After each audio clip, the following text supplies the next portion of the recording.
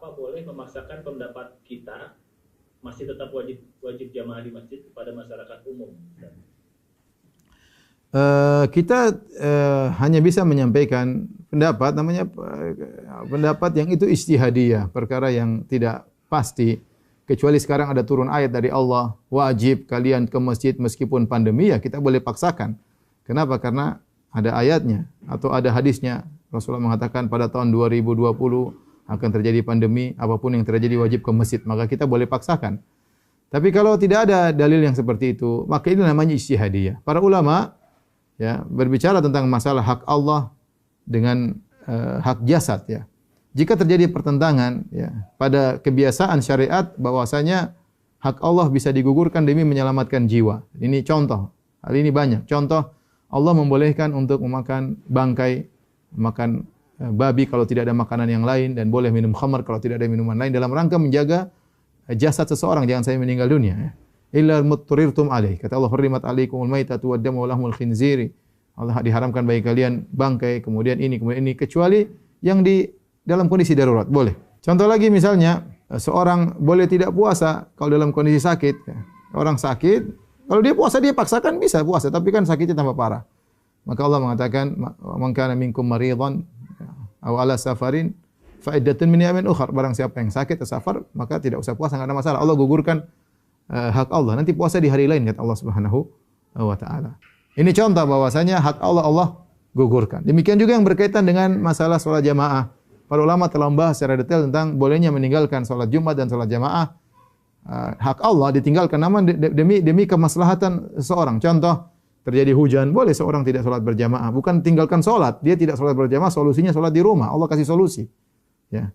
Allah kasih apa? Solusi. Contoh juga boleh meninggalkan salat berjamaah kalau ada wahal, ada pecek, kemudian dia keluar nanti bakalan pecek kakinya, boleh dia di rumah.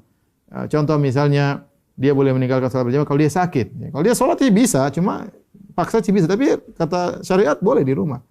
Contoh misalnya dia meninggalkan salat Jumat atau salat jamaah gara-gara ada harta yang dia khawatirkan. Mungkin dia taruh harta, kalau dia salat Jumat hartanya bakalan hilang. Disebut oleh para fuqaha. Bisa mungkin hilang, mungkin tidak hilang, tapi ada kemungkinan akan hilang, dia boleh meninggalkan salat Jumat dan salat jamaah. Di antaranya para ulama mengatakan dia meninggalkan salat berjamaah karena takut au khaufan minal marad, atau takut terkena penyakit. Oleh karenanya kaidah syariat mengatakan la dharar wala dirar. Ya, tidak boleh seorang menjerumuskan di dalam kemudaratan dan tidak boleh seorang memberi kemudaratan kepada orang lain ya. Dan ini kaidah menunjukkan bahwasanya hubungan seorang dengan Allah asalnya Allah memaafkan jika hak Allah mungkin untuk digugurkan, dan Allah memaafkan, tidak jadi masalah ya. Tidak menjadi masalah ya.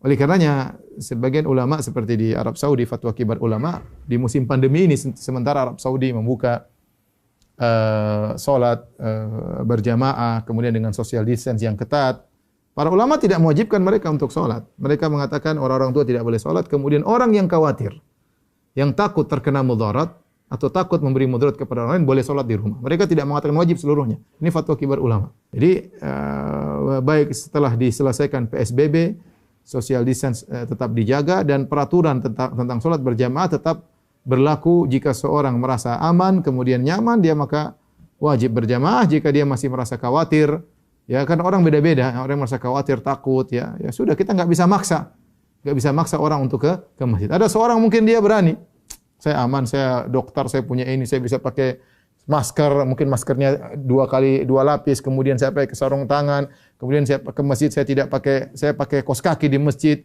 nanti kalau pulang langsung saya mandi. Dia berani, dan dia agak dalam hati terjamin insya Allah tidak terkena. Tapi yang takut istrinya, gimana? Istrinya takut, anak-anaknya takut, abah mau kemana, ditahan tangannya, repot begini. Karena istrinya bukan takut pada hal yang tidak beralasan orang-orang kena. Kejadian di Jeddah sudah tersebar, saya rasa beritanya. Pemerintah membuka 6 hari jamaah, kemudian ternyata bertambah banyak orang positif, ditutup kembali. Dibikin PSBB selama 2 minggu, perpanjangan lockdown, bukan PSBB, lockdown 2 minggu di Jeddah karena akibat apa yang terjadi. Jadi kita berharap kawan-kawan kaum muslimin yang sholat di masjid tetap menjaga social distance dan berdoa kepada Allah agar pandemi segera diangkat. Yang tidak ke masjid juga berdoa di rumah, ya, agar pandemi diangkat. Yang pergi ke masjid benar-benar mengikuti protokol social distance dengan benar. Jangan kemudian habis sholat Jumat, gimana kabar ente, jabatan Allah, sudah selesai. Ya, jangan. Ya udah kita sama-sama tahu, assalamualaikum, jalan sudah kembali ke rumah. Makanya pemerintah mengatakan tidak boleh. Sebenarnya kan syarat pemerintah, syarat MUI, kalau syarat MUI untuk melakukan sholat berjamaah ada di antaranya social distance-nya tetap dikerjakan. Yang kedua, rasio penularan kurang dari 1. Nah, ini syarat sebenarnya. Syarat itu pun syarat bukan syarat wajib sholat berjamaah, tapi syarat untuk melaksanakan sholat berjamaah. Nah, pertanyaan kita, apakah rasio ini sudah kita dapatkan kurang dari 1? Ya, sementara dalam sebagian tempat ya, saya telepon kawan saya, dokter, gimana dok? Oh ini habis lebaran, kemarin 7 orang pasien, sekarang 30. Ya repot.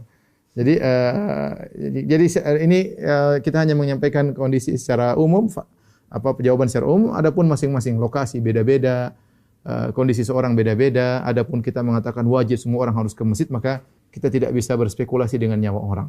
Adapun masalah dia dengan Allah, alhamdulillah kasih solusi. Boleh yang takut ke rumah, ya sholat di rumah, dan dia tidak meninggalkan kewajiban, dia tetap sholat di rumah. Saya bayangkan bagaimana kalau seorang Nabi mengatakan la sholata li hadrati ta'am. Kata Nabi, tidak ada sholat kalau makanan sudah dihidangkan. Kenapa? Karena kalau makanan sudah dihidangkan, orang ke masjid dia pikiran, aduh nanti tadi panas-panas enak, pikiran dia terganggu karena dia ke masjid mikir makanan. Apalagi kalau kita pergi ke masjid, Allahu Akbar, aduh sudah parno semua. Saya pernah gitu sholat di masjid. Kiri saya batu-batu, belakang saya batu-batu, ya sudah tawakal semua, gimana lagi, enggak mungkin. Tapi maksud saya benar-benar saya terganggu. Saya tidak bisa memaksakan, saya tidak parno. Toh saya di masjid, kemudian kiri batu-batu, belakang saya batu-batu, ya saya manusia ya, saya tidak parno ya. Ya, daripada kemudian macam-macam ya sholat di rumah enggak ada masalah. Jadi maksudnya kembali kepada masing-masing. Yang mau sholat jamaat silakan, yang sholat Jumat silakan, tapi jaga social distancing, masing-masing kita berdoa dan beribadah kepada Allah Subhanahu wa taala. Wallahu a'lam bishawab.